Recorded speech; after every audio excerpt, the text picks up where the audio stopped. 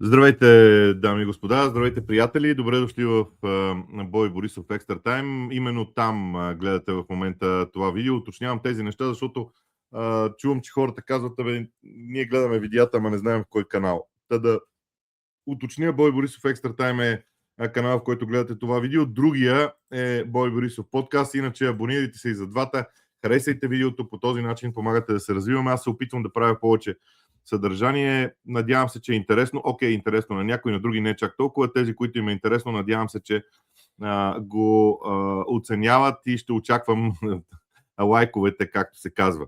Винаги ми е удобно да казвам това, защото изглежда като нещо различно. Така, темата на днешното видео, тя се вижда и в заглавието. Имах възможност вчера да коментирам, т.е. да гледам двубоя между АЕК и ОФИ. Това е Суперкупата на Гърция. Просто имах възможност в рамките на 90 минути да изгледам двата съперника на българските отбори, така че ще кажа какво мисля за тях. Преди това обаче ще поговорим малко за мачовете от българското първенство, които бяха изиграни. Левски отложи своя двубой, така че от тази гледна точка също мога да кажа, че само да введа някаква по-нормална организация в сравнение с обичайния работен процес. Ще започна с мачовете, които успях да гледам или да хвърля едно око поне на репортажите от тях. На двубоите надявам се, че това също ще ви бъде така достатъчно интересно. Ще започна с матча между ЦСКА 1948 и Черноморе. Матч завършил при резултат 4-1. Двубой, между другото, започна с нещо различно за ЦСКА 48. Георги Русев на върха на атаката.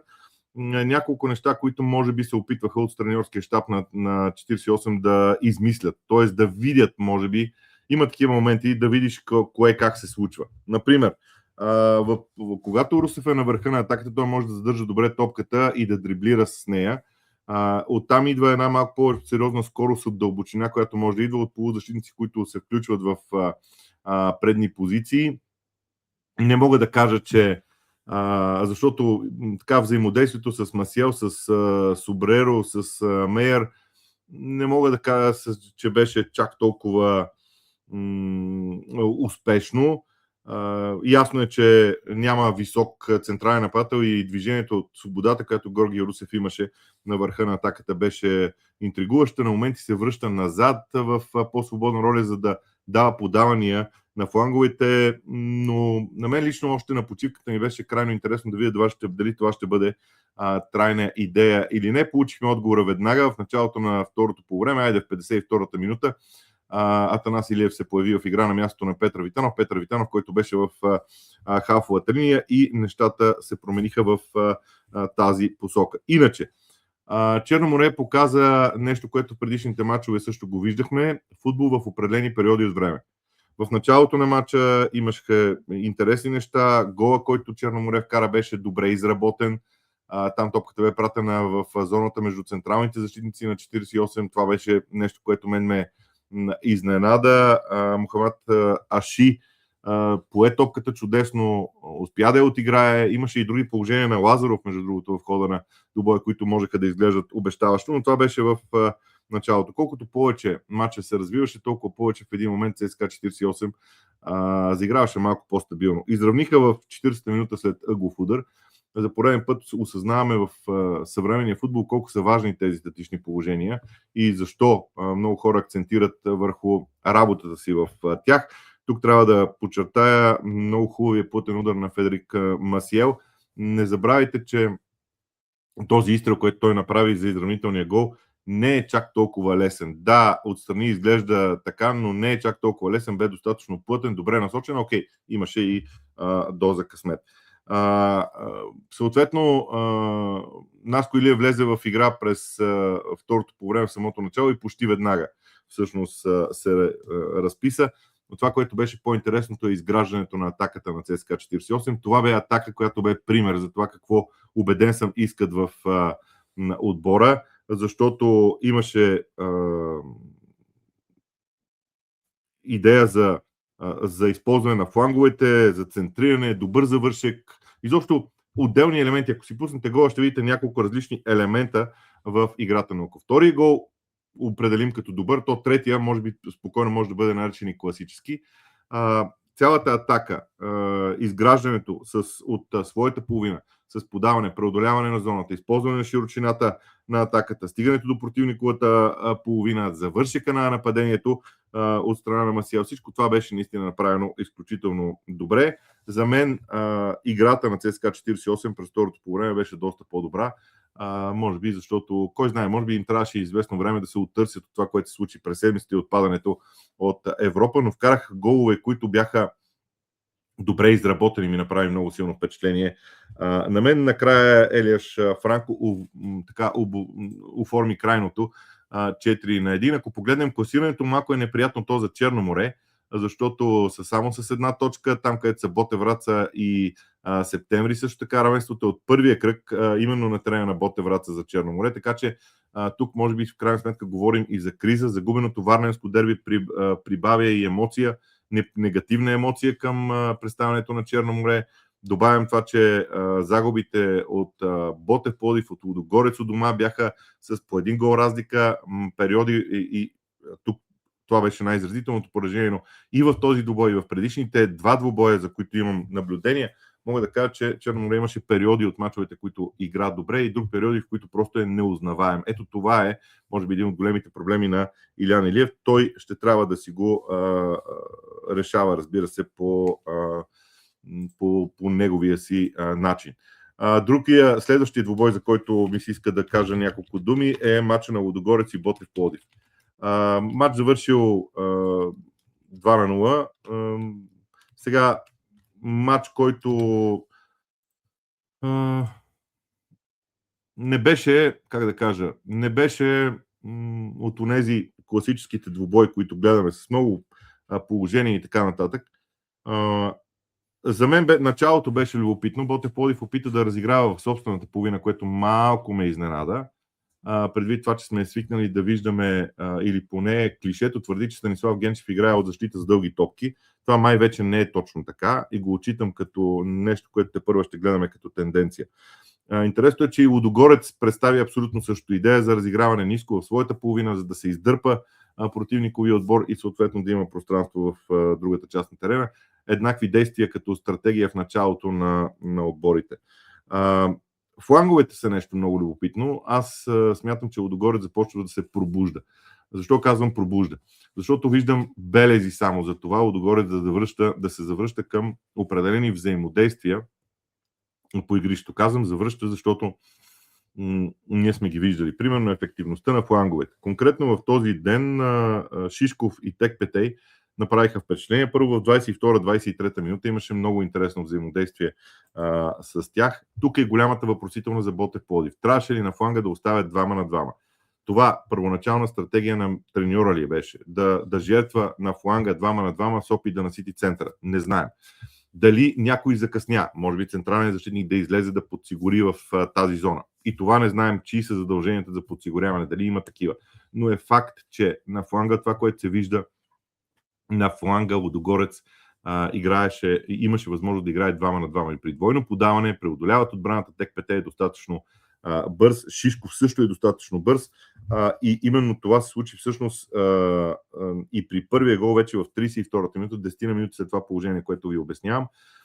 Тогава пък Шишков и Текпете направиха двойно подаване, отново бяха 2 на 2 на фланга, много лесно минаха зад гърба, Текпете е достатъчно бърз, само че в този случай Текпете реши да не върши топката към дуспата, а много силно да я прати успоредно на гол линията. Тя мина покрай вратаря на Ботев Пловдив и след това бе засечена в собствената врата от Алани. Трудно ми е да кажа, че той може да направи нещо по темата. Топката просто рикошира в тялото му и влезе в вратата. Буквално в следващата атака на Лудогорец падна и втори гол, тогава пък Крус изигра ситуацията 1 на 1 срещу Алани много майсторски, прекара му топката между краката, стреля в далечния ъгъл, много елегантен гол, но това бяха минутите, в които Ботев Пловдив загуби двубоя. Лудогорец продължава да действа на принципа правим достатъчно, за да спечелим, после ще мислим за другото. Не знам дали унази 3-седмична пауза за националните отбори, която се задава през септември, не е целта на треньора на Лудогорец, защото не бива да забравяме, той дойде малко късно. Томас Райс дойде малко късно в хода на сезона, има нужда от подготовка, има нужда, може би, да поработи малко повече с футболисти си. Виждаме, че нещата започват да се случват, може би бавно, но нормално да е така при нов треньор. Така че за мен Лудогорец се пробужда и ще ми бъде много интересно кога и дали ще стигнат отново до най-високото ниво. Но Лудогорец продължава да си печели точките. Лудогорец е на първо място в класирането, след като Левски не игра срещу Славия в този кръг. Лудогорец е на първо място в класирането. 5 мача, 5 победи, 10 на 3 голова разлика. Да, могат да вкарват и повече голове. Този мач, например, предполагаше в един момент през второто по време Лудогорец да отбележи повече голове. Не се случи. Дали там има резерви? Аз смятам, че в целия отбор на Лудогорец има резерви, но, както се казва, не ги отписвайте. Сега, може би, в центъра на нашето внимание са Левски и ЦСКА, но не отписвайте Лудогорец със сигурност, мога да кажа. Какво да кажа за двубоя между ЦСКА и Ботев Враца? Може би извода в моите очи е, че играчите на ЦСКА започват да свикват с тези ротации с играта в нападение. Първо, дебюта на Ито на мен ми допадна, защото в начина, по който той игра, взаимодейства с Цварц. Двамата очевидно се познават, имат идеята по какъв начин да взаимодействат. Начина, по който, защото за мен те играха като двама нападатели, равностойно, с една разлика, че Зварц се задържа повече в центъра на атаката, а пък Ито има свободата да се връща назад, да отива на фланга, да има тази по-свободна роля. Нещо, което Питас има. И това искам да отлича, че трансфера на Ито беше ми много интересно как ще бъде използван, защото очевидно Христо Янев иска да има горе-долу концепция за определен стил футбол, който в който да може да използва равностойно играчи. Питас и Ито са горе-долу един профил. Различават се. Имат си разликите, но те не могат двама футболисти да са извадени по кълъп един от друг. Сварц и Годой също. Имат разлики, но горе-долу се използват в центъра на нападението. Ако погледнем през целия състав, нещата изглеждат по този начин. Много беше интересна връзката на Брахими и на Етуо в дясно. Първо, защото Брахими е много силен, когато тръгне на скорост в предни позиции, а пък Етуо обича да се дърпа на тъча на фланга и всъщност тяхното взаимодействие, макар че ЦСКА формално пак игра без типично крило, тяхното взаимодействие изпълни със съдържание десния фланг. Много интересен случай на Брахими. В ЦСКА на мен все повече и повече ми допада, не за друго, защото изключително добре си спомням дебюта му в ЦСКА при Христо Янев, когато Янев го вкара и го извади. Обаче, онова действие на Христо Янев всъщност помогна много Брахими да е такъв, защото винаги, когато той се появи на терена, винаги е с страшно много енергия и в този двубой беше наистина страхотен. В дясно ЦСКА има двама души, които могат да използва. За мен Брахими е по-добрият вариант от Пастор, когато говорим за игра в предни позиции. Не знам за защитата, не мога да кажа за защитата, не съм гледал достатъчно Брахими, но Брахими онзи ден пък в ляво, когато влезе да играе, пък беше също толкова спокоен. Изобщо Брахими е един много интересен случай в сезона на ЦСКА. Много интересен случай като развитие на представянето на един играч на терена. Определено за мен ЦСКА има генерален проблем при центриранията. Дори в този мач срещу Ботев Враца има две гради и двете са след центрирания. Не мога да кажа как това Христо Янев и екипа му ще си го гледат. Аз съм убеден, че го гледат. Но това с центрирането при ъгловите удари започва да се превръща в симптоматичен проблем. Всяко центриране в наказателното поле на ЦСКА по някакъв начин води след себе си някаква нестабилност. Не мога да си обясня защо. Имат високи, не е до височината, това имам предвид, имат достатъчно здрави футболисти. Убеден съм, че щаба на Христо Янев го вижда това нещо и ще работи върху него. Проблема му вероятно е, че го виждат и противниците обаче. Иначе след това червения картон на Ито бе заслужен. Много високо отидоха бутоните, но вижте, в този червен картон може да се види и нещо позитивно.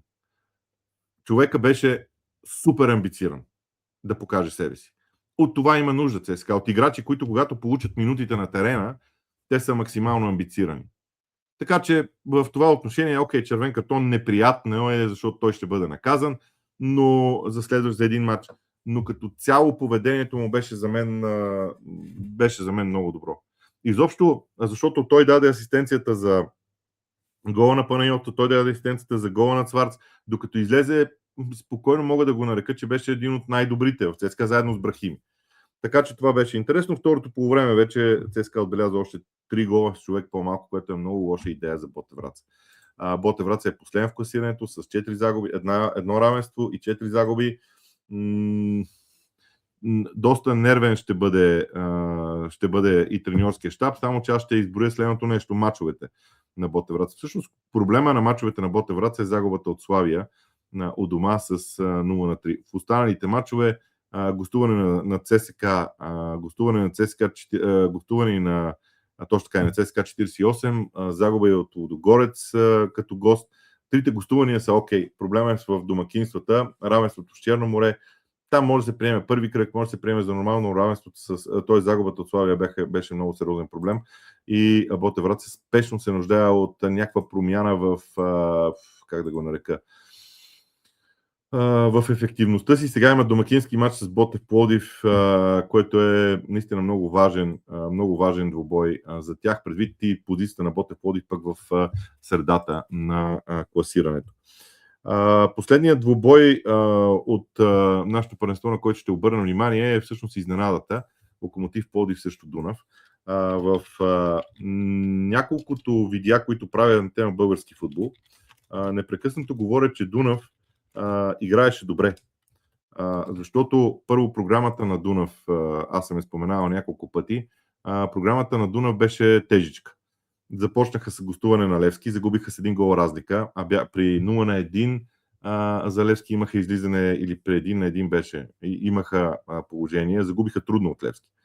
След това загубиха от Лудогорец у дома, загубиха трудно от ЦСКА с 1-2, загубиха от Арда у дома и сега изведнъж успяха на чужд терен да победят Локомотив Пловдив. Очевидно е, че тенденцията е, че Дунав навън се чувства по-добре, защото няма нужда да доминира играта. В този двубой беше интересна постройката на Дунав. Сега аз не съм гледал всеки мач на Дунав, за да правя дисекция и сравнение. Това наистина ще бъде много интересно, но за съжаление нямам време. Уточнявам, че тези видеа, когато ги правя, не претендирам за пълна изчерпателност, така както примерно в Висшата лига на Англия, защото гледам всеки матч там. Но при Дунав е интересно това, че започнаха с 3 централни защитници, като по двата и всъщност бяха разделени 2 петиции. Едната беше в линията на защита, другата беше пред линията на защита. Но втората петиция, тази, която е пред линията на защита, тя бе в вариант 2-2-1. Събрани в центъра, т.е. те нямаха нищо против топката да отива на фланга. И така се и случваше. С топка, когато Дунав играеше, там вече много ясно се виждаше това 3-4-2-1. Тук абсолютно трябва да отличим Кристиан Бойчев. Това момче е страхотен талант. Много силно се надявам да може да се развие, да може да продължи да играе все по-добре, да се развива, защото не са чак толкова много футболистите на българското първенство, които могат да държат топката по този начин в краката си с такъв дрибъл. Дрибъла му е наистина за мен много добър. Сега той минава през септември, ЦСКА 48, третия, втория отбор, сега е в Дунав. Момчето категорично има качества. Сега ясно е, че Емануел Луканов ги познава изключително добре поради определени обстоятелства, но той се справи великолепно. На мен това, което ми хареса е, че когато има футболист, който взема топката в краката си, може да дриблира, може да сменя посоката докато дриблира, непрекъснато гледа какво се случва по терена. Не се притеснява да влезе в единоборство, да влезе между играчите, да атакува играчите. Имаше едно положение аз съм си го записал, в 44-та минута, това е първата контратака на Дунав. Той тръгна с топката срещу 2 играчи на Локо Пловдив, които са доста по-добре физически. Имаше късмет топката да стигне до него, но той продължи движението си. Изобщо Аз смятам, че това момче няма много дълго време да бъде в Дунав. Много силно му пожелавам успех, защото е един от хората, които с удоволствие наблюдавам. С удоволствие наблюдавам в българския футбол през никакво съмнение. В Дунав има още едно-две такива момчета, но, както се казва, тях ще ги оставя за следващ път. Иначе Локомотив поведе в резултата с ранен гол, който дойде след едно нещо, което българския футбол казва много сериозно влияние. Ако успееш да поставиш даден отбор под непрекъснат натиск, това води веднага след себе си доста добър резултат. И вече през второто по време нещата се промениха. Да кажем, че в добавеното време имаше града, при която Реян стреля в града, т.е. Локо Пловдив можеше да изравни. Поредният странен матч на Локомотив Пловдив, който аз на моменти не разбирам, но българския футбол очевидно не могат отборите да установят контрол върху развоя на матча. Повел си рано в двубоя, трябва да вкараш втори гол, да имаш контрол върху двубоя, защото ето пада една дуспа в 67-8 минута. Дуспа пак направи срещу Кристиан Бойчев, защото той стигна първо до топката, не се посвени да продължи да я владее. Така че това е нещо, което направи много силно впечатление, поне в моите очи. И когато той вкара и гола, за да стигнат русенци до победата, това е достатъчно важно. Да споменем името на Денислав Минчев също. Надявам се, че в бъдеще време и за него ще говорим все повече и повече неща. А аз смятам, че в Русе Емануил Луканов постепенно ще направи доста хубави неща. Много се надявам в Русе да не се подадат на някаква паника и да тръгнат да го уволняват, защото били назад в класирането. Имаше някакви такива приказки в миналата седмица и слухове, че заради загубите може да си отиде и така нататък и така нататък. Това, което ще кажа е, че работа на Емануил Луканов в Дунав трябва да е дългосрочна. Защото това, което има Дунав като стратегия, трябва да е дългосрочно и аз много се надявам в Русе да не се подведат под това. Не, че съм някакъв капацитет, който трябва да дава акъл на когото иде, но това е просто личното им мнение по отношение на нещата. И сега този епизод май ще стане много дълъг, но все пак ще кажа и всичко, което мислех за матча между АЕК и Офи. Защо го казвам? Защото имах възможност да гледам този двубой. Беше чудесна възможност, предвид факта, че ще мога и с изгледани 90 минути всъщност да получа информация за двата съперника на българските отбори в Европа. Така че матчът беше за Суперкупата на Гърция от миналата седмица. Аз ще се опитам да бъда малко по-общ в не точно развоя на матч. Всеки от вас може да види развоя на матч, но ми се иска да кажа няколко общи неща за играта и на двата отбора. Първо, Офи се опита в началото на няколко пъти да пресира високо. Те пробват това в първите минути.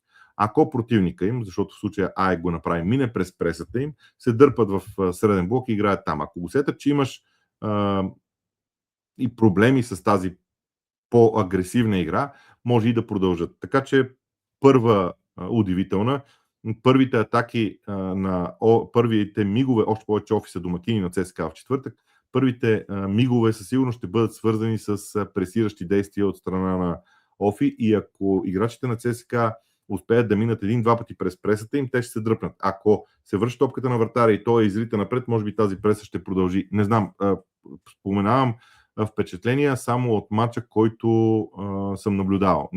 Не съм гледал друг матч нито на Офи, нито на АЕК, така че всичко, което кажа тук, ще е впечатление от това. И двата отбора опитват да пресират, АЕК също опитва да пресира, но целта и на двата отбора всъщност е да накарат противника да върне топката към вратаря и той да изрита напред. Понеже и двата отбора имат високи, здрави централни защитници, играят така. Офи играе с трима централни защитници. Между другото, парадоксалното е, че АЕК в някаква степен прилича на Левски, иска да контролира играта посредством владение на топката, разиграват добре, търсят пространства между линиите, търсят определени модели на разиграване на топката. Прехода им е страхотен, ще стане дума и за него. При Офи нещата са свързани малко повече с малко по-директен футбол. Пак казвам, те играха с 3-4-2-1, нещо подобно беше играта им. При изграждането на атаката остават трима, като един от бранителите от те си трима централни защитници. Много е явно как Апостолакис играе в дясно. Много е интересно, че Апостолакис е с ляв крак, но играе в дясно. Дали е само за този двубой, не мога да кажа. Също пак уточнявам, но играят си с много активни крайни флангови футболисти. Апостолакис в дясно, в ляво е Атанасио.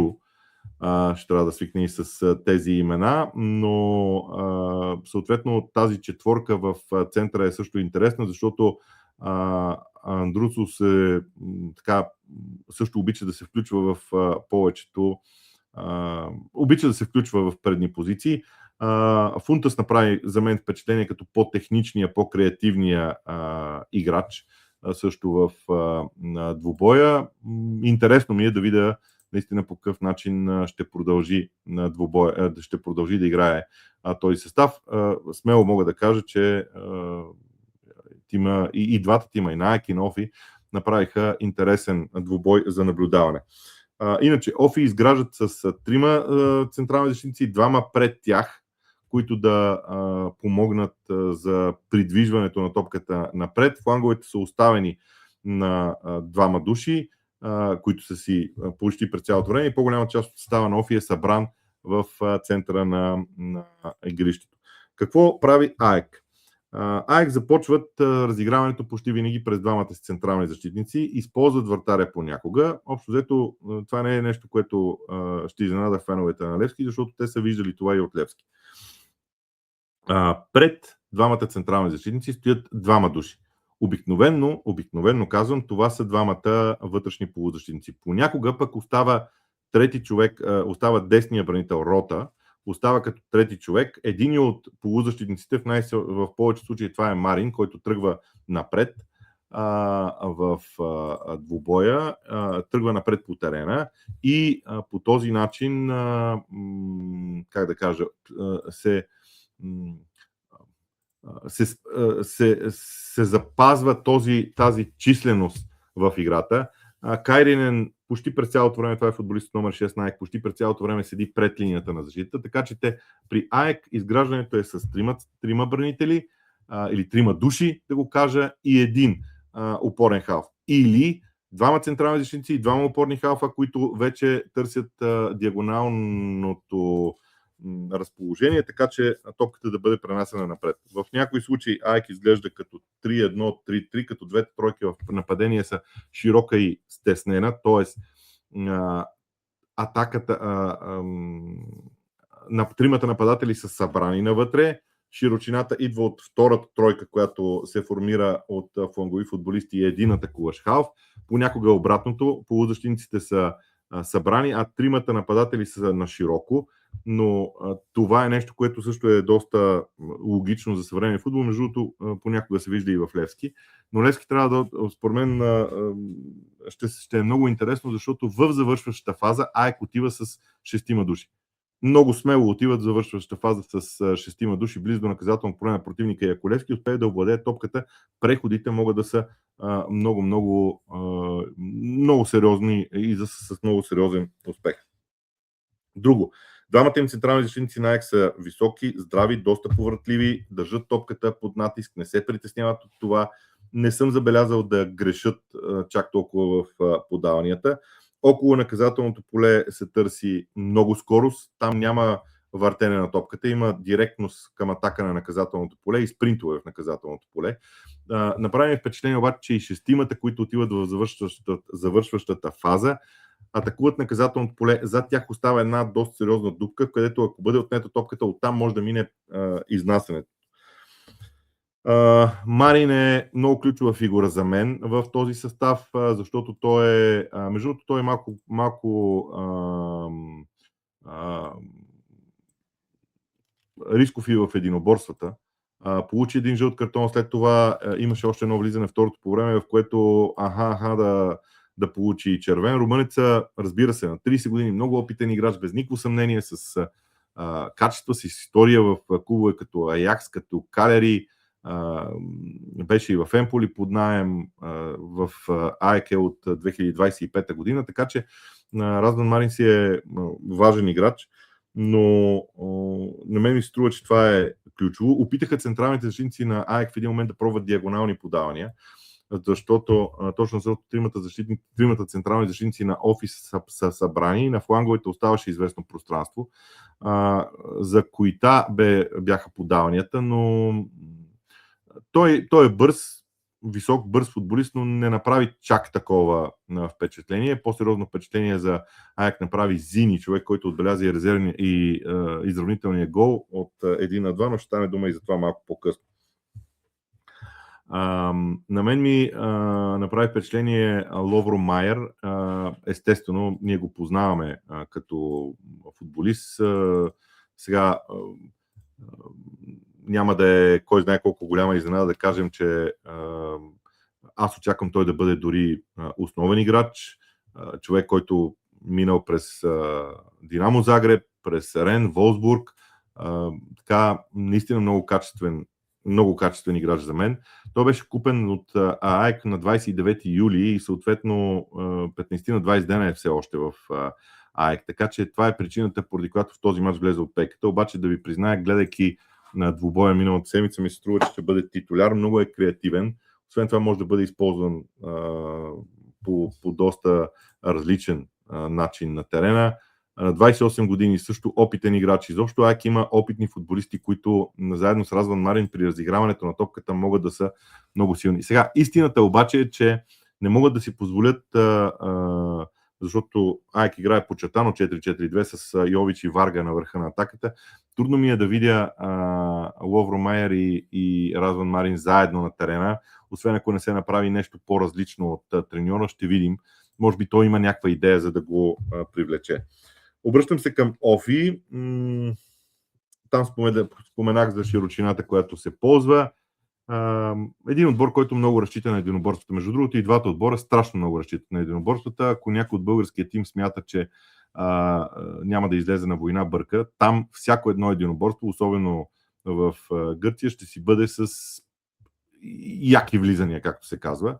Трябва да са готови за това. Трябва да са готови, че приближат ли се на по-близо от половин метър, директно следва единоборство. Изобщо не чакат. Много са агресивни в това положение, включително Офи.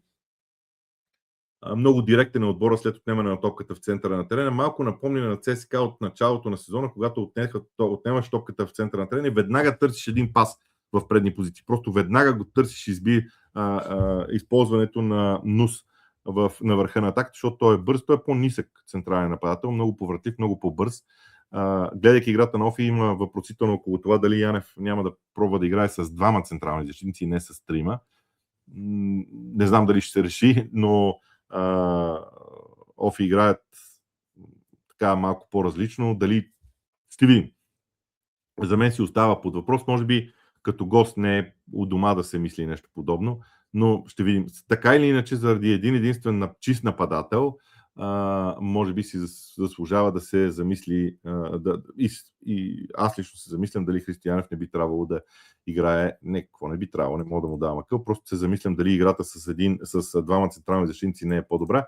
Иначе пък не бива да забравяме, че Ейтор и Фунтас зад гърба на Нус действат и те са креативните фигури за състава на Офи. Така, вече преминавам към развоя на матча. Гол в 38-та минута на Йович за АЕК трябва да е, може би, най-голямото предупреждение за Левски. Изключително добър преход. Отнета е топката на 25-я метър пред вратата на АЕК. Едно подаване, второ подаване, трето подаване, Йович с две докосвания и топката е в мрежата. Много бързо, много директно. Топката върви почти по права линия. Движението на играчите на АЕК е страхотно. Освен това, направи много силно впечатление, че когато футболиста, който владее топката при този преход, я поеме, той с второто докосване иска да я отиграе. Вдига главата. В този момент играчите, които искат топката, те са вече спринтирали, но са леко следят къде се случват нещата. Много е синхронно всичко. И за мен гола в 38-та минута беше много впечатляващ. Едно-две докосвания от всички, образцова контратака и да кажем, Марин е човека, който в началото търсеше топката между линиите, не само при гола, а в нормалното разиграване на топката. Той е човек, който търси топката между линиите, така че според мен Левски със сигурност ще се погрижат там да има човек. В края на полувремето има една хубава контратака на Офи. Истината е, че Офи не праща много хора в противниковото наказателно поле. Не видях да има чак толкова много, освен при статични положения. Офи има по 3 души в противниковото наказателно поле, така че те играят малко по-консервативно, да кажа. През второто полувреме в 67-та минута отново страхотна атака на АЕК. Йович от централна позиция на върха се върна назад, пое топката, даде я зад гърба на отбраната, когато влезли тогава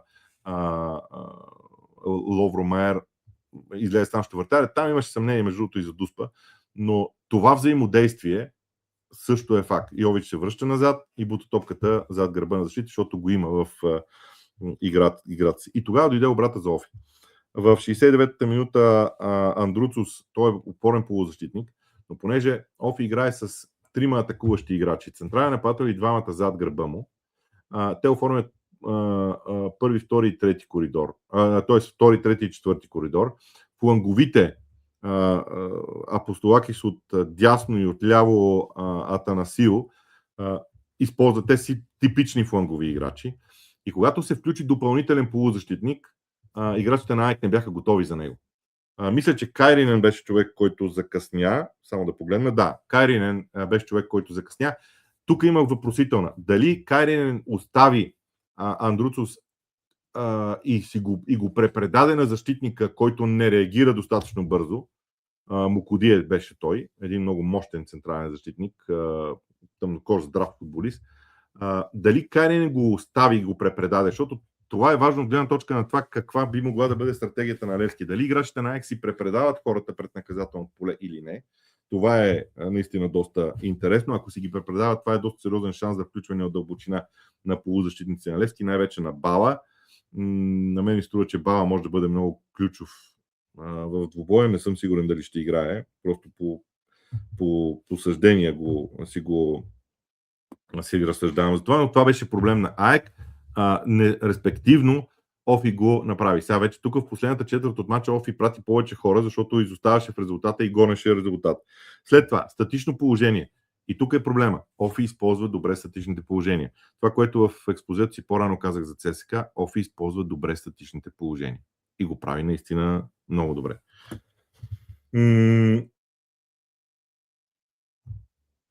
Статично положение, което вкараха гол, е наистина класическо центриране с ляв крак от дясно, фалцово към далечния ъгъл, там един човек докосна топката. Офи са опасни при статични положения много. Много са опасни при статични положения. Интересното до края на матча беше, че АЕК не изглеждаха в нито един момент паникьосани.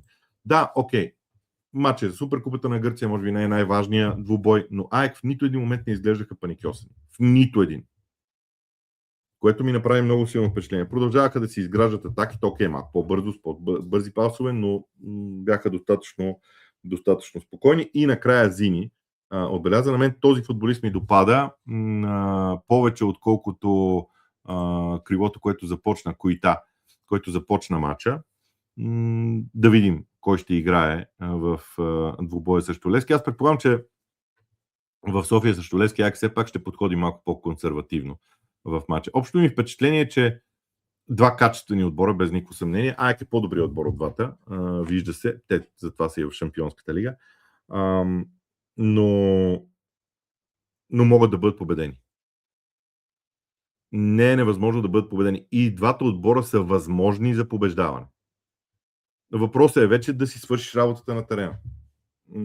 Надявам се, че български отбори ще си свършат работата на терена.